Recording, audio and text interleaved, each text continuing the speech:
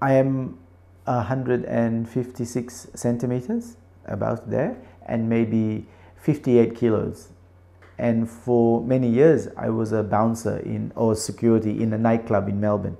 I work in a few different nightclubs, and I have to use it sometimes.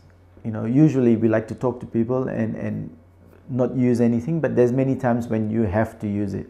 And yes, it's worked. Sometimes though, it hasn't worked. But I think that is me, not the art, that hasn't worked. But there have been many times when I did use it and I've managed to control people without hurting them. Will Yoshinkan Aikido or Aikido work in MMA?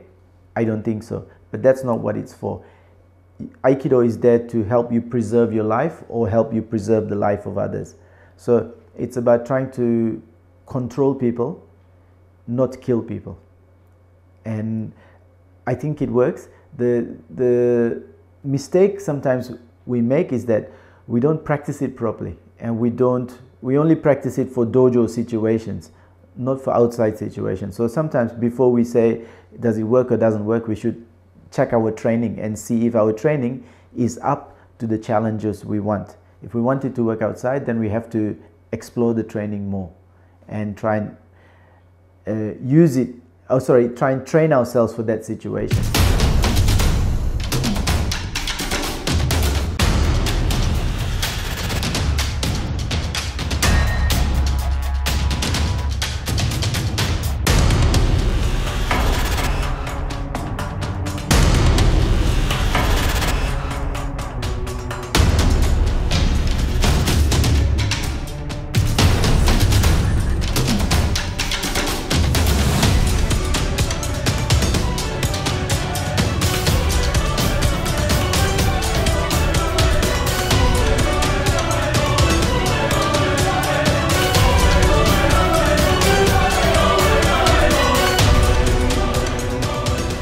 I think you cannot pin it down to one technique, but usually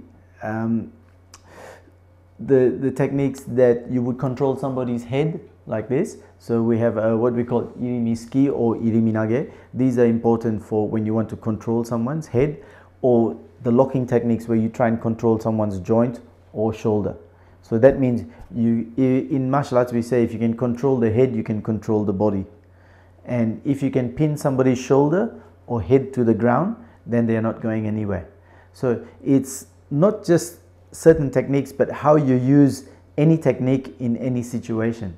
But I think these two, in terms of controlling people outside, it's the most important. Trying to control someone's head and then control the body, or lock their shoulder or head onto the ground so they don't go anywhere. I once had to hold somebody down on the street for about 15 minutes before the police got there. And I had my knee on about here, so he couldn't move. Every time he moved, I just put a bit of pain on him and he settled down. So I had to wait.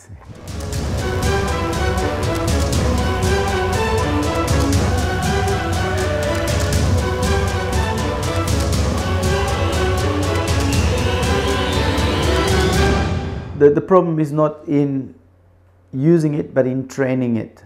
Because if you train Aikido, you have to have a certain kind of mindset.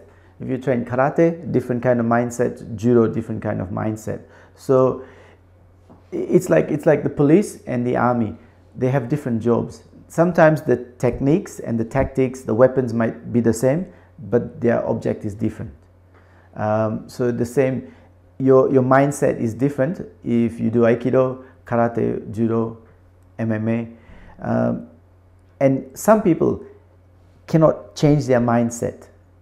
You have one mindset, you try and do different martial arts, so it doesn't work. I know some people who can, like Don Drager Sensei, he can fix his mind to here or here or here.